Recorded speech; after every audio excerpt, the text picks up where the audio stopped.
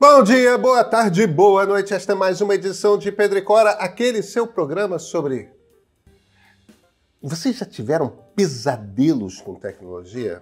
A gente tem os nossos. Pedro e Cora, como vocês sabem, toda terça-feira, toda quinta-feira, no YouTube do Meio, na sua plataforma favorita de podcast. Eu sou Pedro Dário, ao meu lado está minha querida amiga Cora Roney. Pesadelos de tecnologia, Cora? Pesadelos. Eu tô tendo os meus também. Ai, e vocês também? Vamos chorar junto.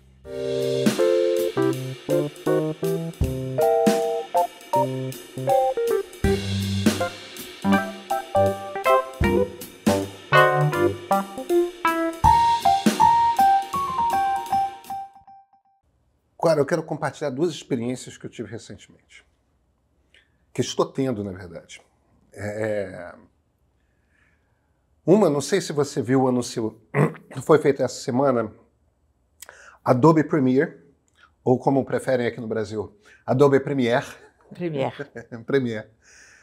O Adobe Premiere vai, na próxima versão, além dos muitos recursos Firefly de inteligência artificial, Firefly é a marca que a Adobe usa para a inteligência artificial generativa dela. Aliás, eu tenho usado muito a do Photoshop.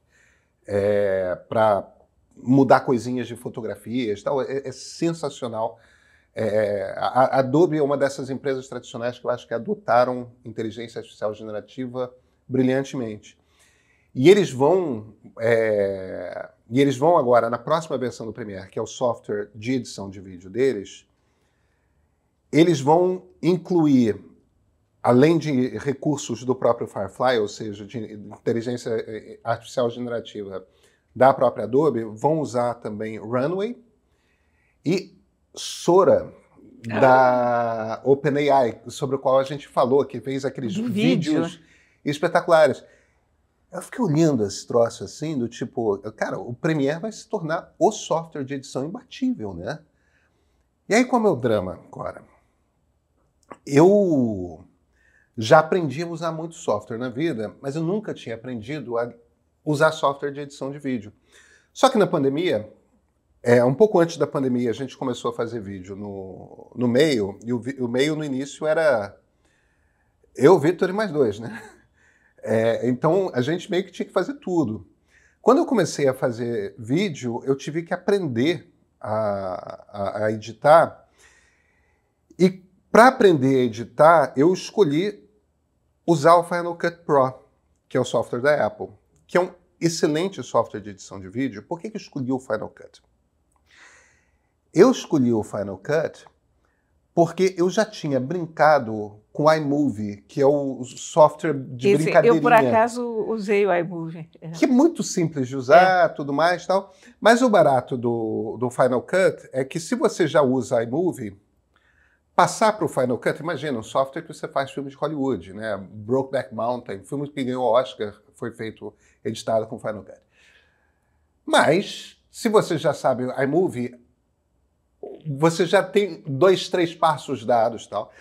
Enfim, o ponto é, eu aprendi a editar vídeo.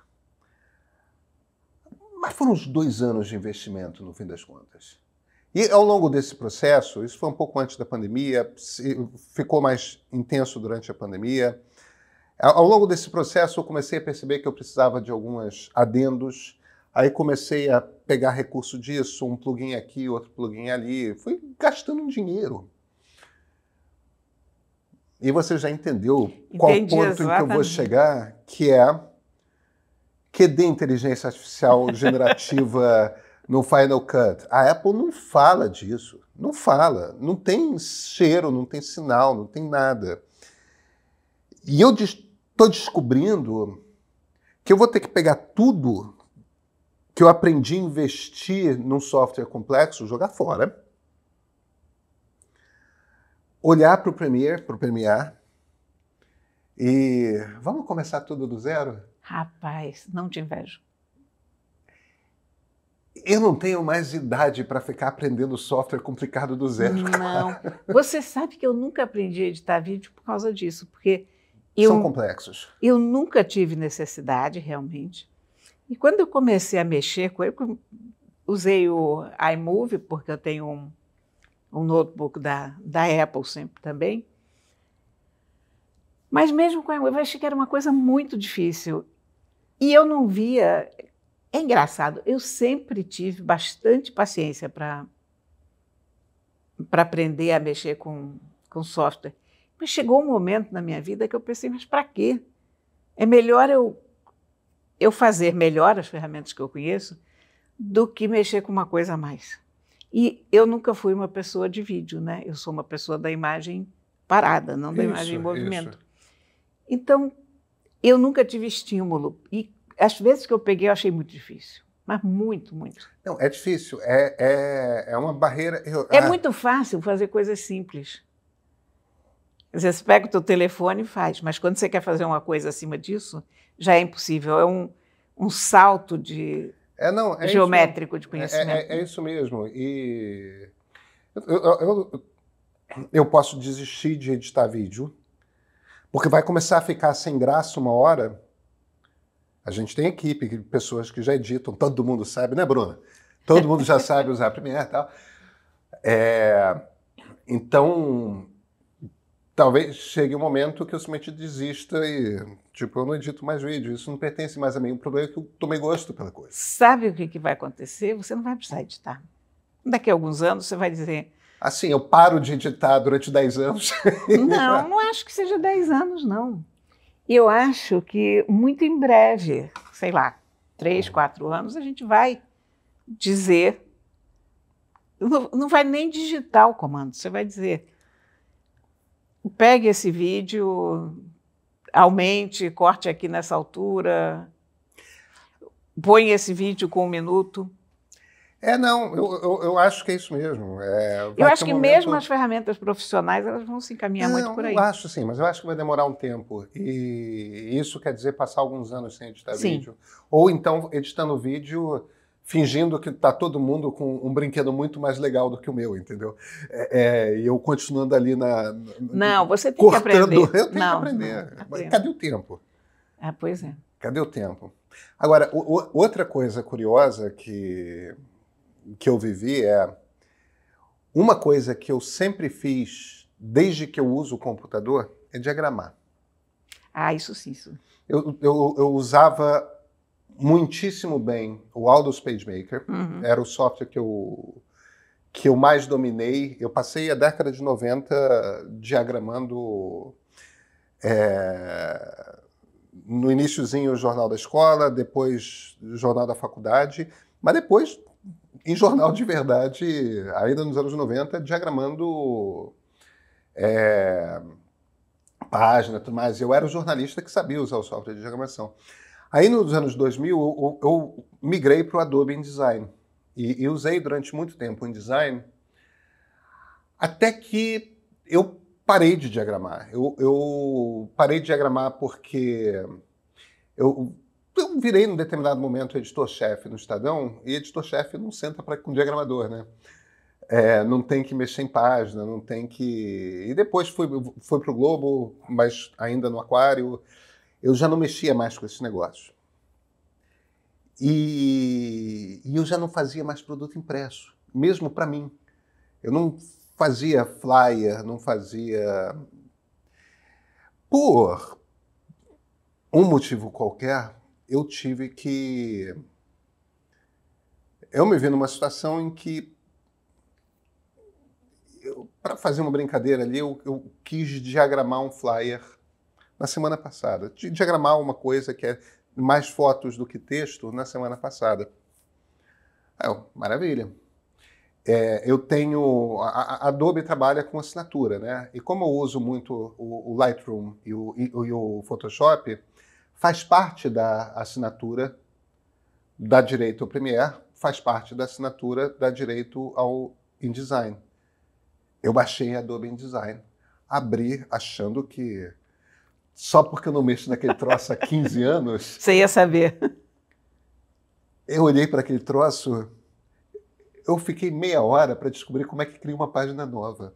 E você sabe que eu acho que para diagramar, basicamente, o Word é melhor? Quer dizer... Sabe como que eu diagramei? No Photoshop. Ah, bom, pois é. O Photoshop também. Porque se a gente não precisa fazer uma revista, o tanto de diagramação que a gente precisa, o Word consegue fazer. O Word está lidando bastante bem com colocação de fotos. Acredito. E o Word é um software que eu domino bastante Exatamente. bem. A gente, olha, eu cheguei à conclusão que a gente usa, sei lá, 5% do Word. Eu uso bastante, pode ler. 10%. Se tanto, porque a capacidade que ele tem, o que ele permite fazer, nós não fazemos o produto final. Nem eu, nem você, a gente escreve. Isso. Mas a gente não precisa imprimir. Isso. A gente não está fazendo uma revista. Então, usar fontes diferentes, tamanhos de título, mudar a diagramação. Inclusive, a gente trabalha basicamente com um template com o qual a gente se sente mais confortável e manda ver, né? No Word, inclusive, se eu quisesse fazer um flyer no Word, era só buscar template e só que a gente não pensa no Word como um programa de edição. Você tem razão. Eu abri o Photoshop, fiz no Photoshop. Como era um troço só para uma brincadeira, um troço impresso em casa na impressora, não faz... Mas olha, aplicativo, aquele negócio que a gente chamava de programa, eu não sei como as pessoas estão chamando hoje, porque aplicativo para mim continua sendo... Eu chamo de programa hoje. Pois é, programa, né? Porque computador é programa. Aplicativo é aqui no telefone. Mas é feito cozinhar, é feito ginástica, você tem que estar fazendo sempre. Se você para, primeiro que as versões mudam. E depois você esquece muito rapidamente, viu? É impressionante. Não é como andar de bicicleta. Não é, mas eu não devia mexer com design há 15 anos, quando eu abri o design. Eu tinha certeza de que eu saberia fazer tudo imediatamente, era só olhar para a cara dele. Tipo, não é que eu tenha parado para pensar isso. Não, é que passa na cabeça da gente que a gente vai fazer. É só que eu sempre usei design. Mas olha, a tecnologia pode ser frustrante, viu? Eu ando tendo embates com a minha rede e com a minha casa inteligente. Eu tenho histórias sobre isso também. Pois Conte as suas. Eu troquei de rede, eu agora tenho fibra na minha casa. E aí, o pessoal que estava instalando a fibra perguntou qual é o nome da rede. Eu resolvi mudar o nome da rede. A minha rede se chamava Toronet. E eu resolvi chamar de Odreitu. Odreitu é a planta carnívora da pequena loja de horrores, porque tem todos aqueles braços e se espalha por todos os lados. Tô olhando para o Steve Martin, visto por dentro da garganta dela. Exatamente isso. E eu pensei que a rede é uma coisa, e a Odreitu tem tudo a ver, troquei. Bem, não é nada demais, mas o que tem é o seguinte, é que as minhas Alexas descompensaram, porque já não reconheciam mais a rede, e toda a minha casa, minha incipiente casa inteligente, que na verdade é o meu quarto, desconfigurou. Então eu tive que reconfigurar o ar-condicionado, tive que reconfigurar a Alexa, e tive que reconfigurar a coisa mais impossível de todas, mais chata, mais irritante, que é a luz inteligente. Olha, eu sei que você tem muita luz inteligente na tua casa, mas a minha experiência com luz inteligente não é boa. Eu adoro dizer para a Alexa, Alexa, apaga a luz, Alexa, acende a luz. Eu acho isso sensacional, acho muito prático, especialmente quando a gente vai deitar, né? Porque você está na cama e você não precisa ir lá apagar a luz, você desapaga a luz, isso é bacana. Porém, ela perde a setagem com uma frequência irritante. E nesse caso da rede, eu não consegui de jeito nenhum reconfigurar a minha lâmpada da Positivo. A tal ponto que eu fiquei tão irritada com isso que eu acabei entrando na Amazon e comprei uma nova lâmpada que só funciona com a Alexa, e por isso ela estava mais barata do que a lâmpada inteligente normal, entre aspas. Porque eu pensei, cara, eu tenho a Alexa, é com a Alexa que ela vai ter que funcionar, então pronto. Porque você tem que fazer a setagem no aplicativo da Positivo, depois passar o aplicativo da Positivo para a Alexa. Achei isso irritante, não quero, a gente quer fazer isso uma vez na vida, né? Claro. Qual é a tua experiência com o raio dessas lâmpadas? Eu estou vivendo um pesadelo com elas agora, tá? Mas que não tem nada a ver com as lâmpadas. Eu comecei a montar uma casa inteligente ainda no governo Dilma. E o dólar era muito mais generoso do que é hoje. E era uma época que eu estava viajando muito aos Estados Unidos a trabalho. Então, a cada viagem, eu trazia umas 3, 4, 5, 6 lâmpadas da Philips, que são as holandesas, né? A Philips Hue, que é a marca inteligente Eram bem caras, né? Elas são umas lâmpadas que têm à venda no Brasil também, só que elas são muito caras. Veja, as minhas lâmpadas têm mais de 10 anos de idade e só uma funciona mal. Elas não, têm 13, 14 anos de idade e só uma funciona mal.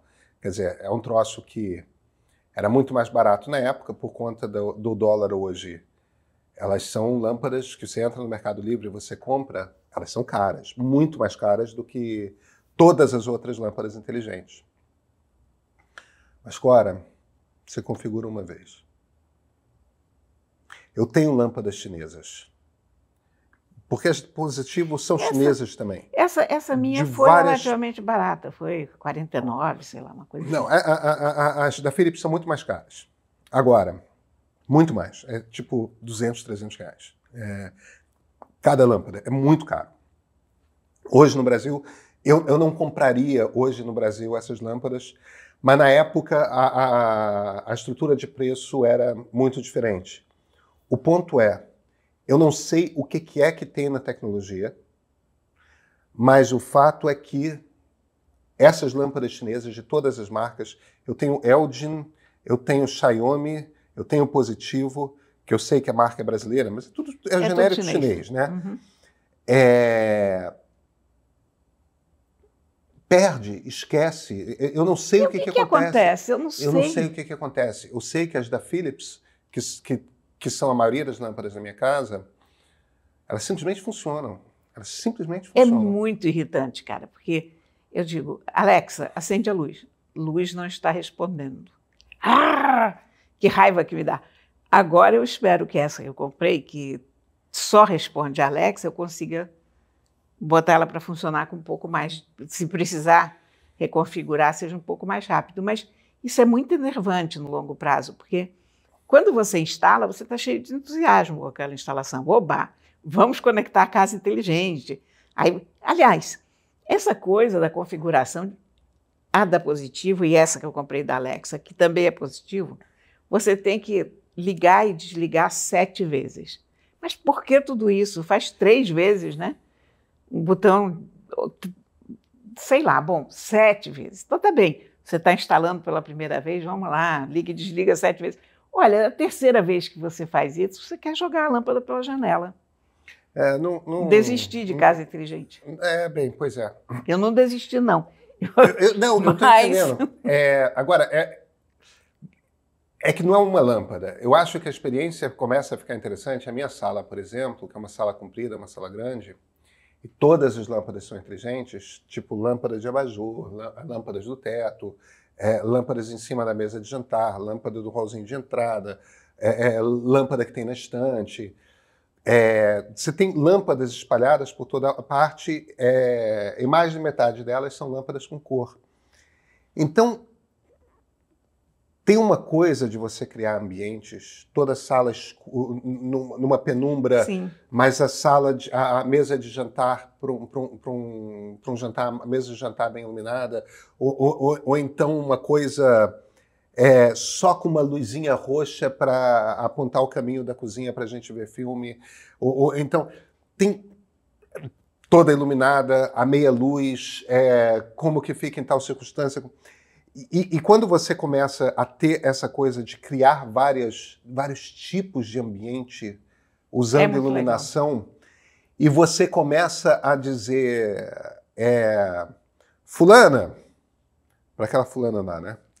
Alexandra, sala escura, sala clara, sala cinema, sala isso, sala aquilo outro.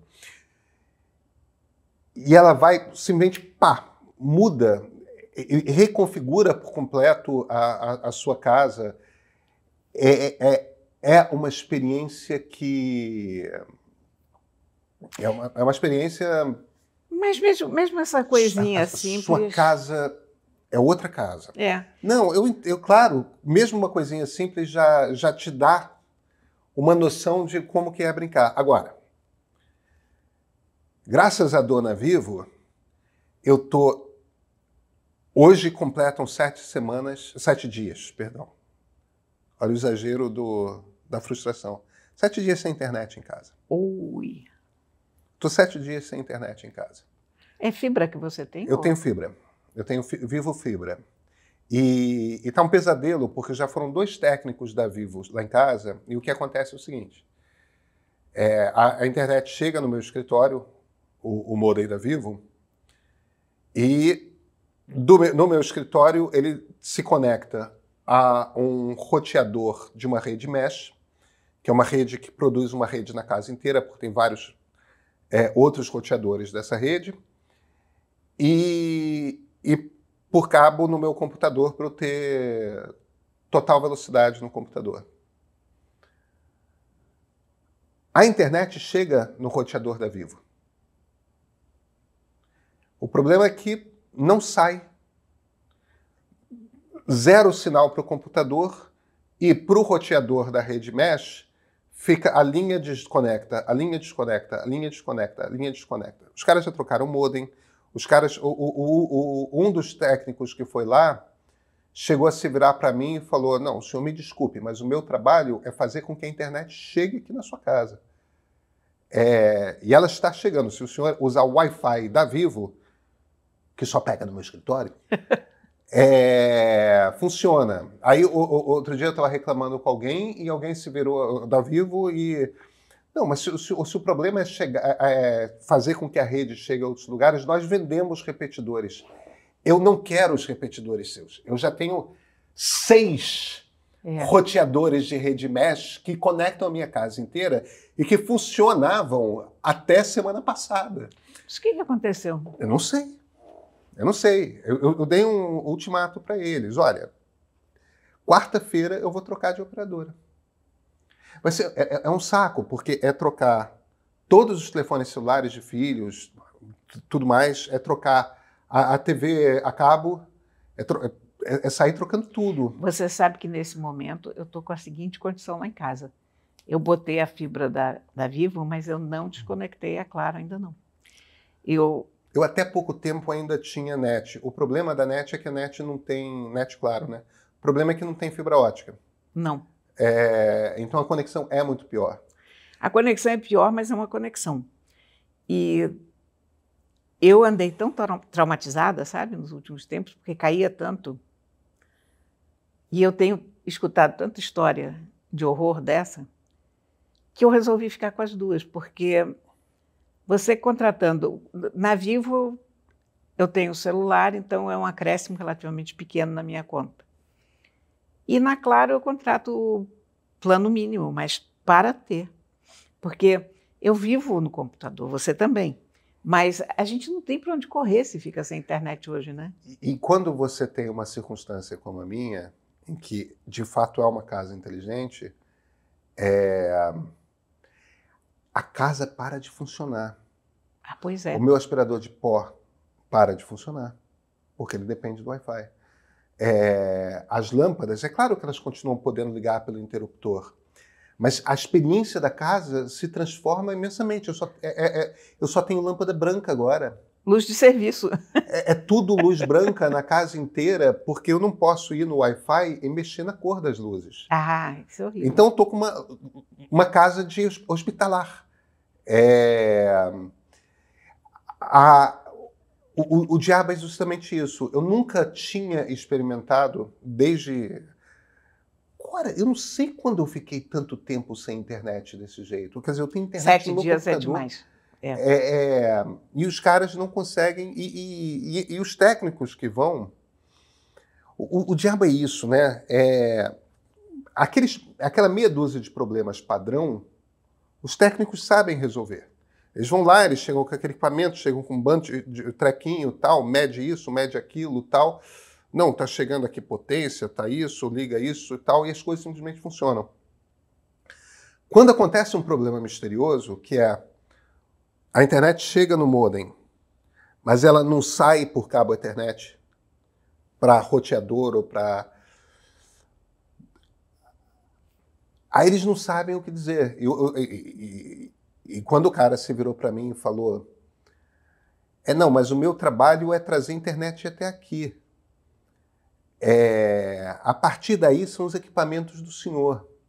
Eu me virei para ele, olha, pode até ser que tanto o meu roteador quanto o meu computador e todos os meus cabos Ethernet estejam quebrados simultaneamente. Mas, na sua cabeça, você pode achar que o seu trabalho é fazer com que a internet chegue aqui. O produto que eu preciso é a internet na minha casa. Você está dizendo que você não vende o que eu preciso. Exatamente. Entende? Eu não quero internet no raio dessa maquininha preta. Entende? Eu quero internet na casa. Olha como a gente está dependente disso, hein? Muito demais. Demais. E é por isso, aliás, que tem essa crise de chip no mundo e de processador. Porque tudo está sendo chipado para ser... Olha, eu estava pensando nisso porque o Biden deu agora um aporte fabuloso para a Samsung para fazer uma fábrica de chips no Texas, deu uma grana igualmente fabulosa para a Intel. Eu estou entendendo o que você está fazendo agora, Rony. Você está fazendo uma conexão. Eu estou fazendo uma conexão, porque eu estava usando a minha escova de dente no outro dia. É verdade. Eu caí nessa ideia de comprar uma escova de dente com Wi-Fi, porque hoje as coisas podem ser com Wi-Fi ou sem Wi-Fi. E o que faz uma escova de dente com Wi-Fi? Pois é, eu estava tão curiosa que eu comprei o raio da escova de dente com Wi-Fi e cheguei à conclusão que é absolutamente dispensável, que você não precisa do Wi-Fi na escova de dente de jeito nenhum, porque o que faz o Wi-Fi? Ele diz quantas vezes você escovou o dente por dia, se você escovou bem ou mal, se você escovou o tempo suficiente. Tudo que a gente não precisa que o Wi-Fi diga, porque a gente sabe, a gente precisa que o telefone afirme isso. Então, cada vez que você usa um chip numa escova de dente, isso é um chip que deixa de ser instalado, talvez num automóvel ou num computador, e aí realmente não há chip que baste no mundo. Porque você pega um cartão de boas-festas chinês, de aniversário, você abre e ele canta parabéns para você. Os chineses desconfiam que existe uma grande articulação no mundo para impedir que eles ultrapassem o Ocidente em tecnologia, né? Pois é. Inclusive, eu conheço um certo livro que produz uma metáfora dessa situação. Aham. Aham. Esse aqui. Mas é gozado como é que a gente vai conectando as coisas, isso, né? É isso. Mas eu afirmo para vocês, ninguém precisa nem de cafeteira com Wi-Fi, nem de escova de dente com Wi-Fi. Eu sei disso porque eu tenho as duas. Olha, mas o meu aspirador com Wi-Fi é útil, tá? O meu aspirador não tem Wi-Fi e eu pretendo fazer um upgrade para um Wi-Fi. Mas o aspirador faz mais sentido. Faz porque é uma coisa mesmo de... como a minha preocupação eu tenho um tapete muito grande na sala e eu sou alérgico e eu preciso controlar minha alergia com os gatos, né? Conviver com os gatos e controlar a alergia. E essa coisa do aspirador que aspira de madrugada e te informa se ele aspirou bem ou não aspirou bem, isso é útil. Isso é muito bacana. Isso é útil, isso só com Wi-Fi. Olha aqui. O problema dos 3 corpos. O livro. Eu estou assistindo a série. Olha que primeira coisa. Quando eu ouvi falar da série, eu achei que era um policial. Eu também. Porque o problema dos 3 corpos, eu estava lá vendo 3 cadáveres. É o problema desse barco que chegou lá no Pará, o problema dos sei lá quantos corpos, que eles não sabem quantos corpos tem, mas aquilo é um grande problema. E tem mais nenhuma coisa nessa linha. Eu não tinha visto a série, eu sabia muito pouco sobre a série, para dizer a verdade, porque eu estava empenhada assistindo séries argentinas, que são exatamente o contrário disso aqui, são aquelas séries de câmera, né, com personagens. Grandes atores. Exatamente. Baratíssimas de produzir, você olha para essas séries argentinas, você pensa, nossa, isso aqui eu faço com 2 amigos. Isso. Em casa, né? Desde que um amigo seja Fernanda Montenegro e o claro, outro... Né? Exatamente. Não, e que a iluminação seja sei lá de quê. Mas você entendeu, né? isso aqui, eu ouvi falar da série e pensei, não, tá bom. E peguei o livro por curiosidade, porque realmente está todo mundo falando no caso. É absolutamente genial. Eu estou voltando da ficção científica com grande empolgação, porque eu tinha parado de ler ficção científica. Eu já falei disso, né? Quando falei do Mar da Tranquilidade. Eu recomecei com o Mar da Tranquilidade, por acaso, não sabendo que era ficção científica, e quando percebi que era, fiquei felicíssima e muito contente e tal. Como se eu estivesse visitando um país ao qual eu não ia há muito tempo. Esse aqui eu sabia já de cara, porque a essa altura eu já sabia que os 3 corpos não eram 3 cadáveres, mas percebi que são 3 corpos celestes. É sensacional o livro. Primeiro porque o livro é um livro chinês. Eu adoro livros que vêm de lugares que a gente conhece pouco. Porque são realidades diferentes, a linguagem é diferente, a forma como a ficção viaja é diferente. A série tem pouco na China e muito em outros países. O livro também? Mudou muito, porque aqui é tudo na China. Ah, entendi. Aquele núcleo de Oxford e tal, isso não existe aqui. Ah, tá. Há um diálogo da China com o mundo, mas aqui basicamente é tudo na China. Parece que a outra diferença enorme é entre a edição americana do livro e a edição chinesa. Porque o que me surpreendeu muito nesse livro é que esse livro começa com uma cena violentíssima durante a Revolução Cultural. A série também? Não a série, início, né? Sim, a série é baseada na tradução americana. E eu digo, gente, a China está muito liberal, porque é muito crítico, é uma coisa horrível. Matam um professor, adolescentes, é uma coisa de fúria da manada, de despropósito ideológico. E essa tradução brasileira é feita em cima da tradução americana? Em cima da tradução americana. E parece que na edição chinesa isso existe, mas está no meio do livro. O que faz uma diferença. Porque o impacto da leitura aqui, quando você começa a ler, eu fui ver se o cara era chinês mesmo, porque até agora eu estou sabendo mais coisas. Mas eu peguei ele um pouco às cegas, sabe? E digo, gente, que coisa sensacional. Aliás, alguns livros... A China não é uma democracia, como acha a Gleisi Hoffmann, né? Que esteve na China e ficou encantada com aquele excesso de democracia, como Lula com a Venezuela. Mas alguns livros chineses surpreendem, sabe? Eu li As Rãs, do Mo Yan. Mo Yan foi um escritor que ou foi ou ainda é, não sei se Mo Yan ainda está vivo. E, às vezes a gente não sabe das coisas, né? Mas esse livro, As Rãs, é extraordinário e também bastante crítico da China. Mas o Mo Yan foi, inclusive, uma figura meio que escritor oficial e tal, mas excelente escritor. Agora, esse aqui, de fato, me surpreendeu. E olha, o livro é maravilhoso. É mesmo? Maravilhoso. Primeiro, ele tem uma imaginação fora do comum. Cora, você não contou ainda o que é a história do livro, né? A história é até difícil de escrever, porque... Sem dar spoiler, né? É, verdade. Porque tem uma série indo ao ar e eu também quero que as pessoas leiam o livro. Mas, basicamente, é o seguinte. Um cientista começa a ver uma contagem regressiva nos filmes que ele... Aqui no livro é bastante diferente isso da série. Ele é um fotógrafo amador e ele, em todos os filmes que ele revela, que ele faz, aparece uma contagem regressiva. É nos filmes que aparece? É nos filmes. Ele aí começa a ficar assustado com isso, ele passa...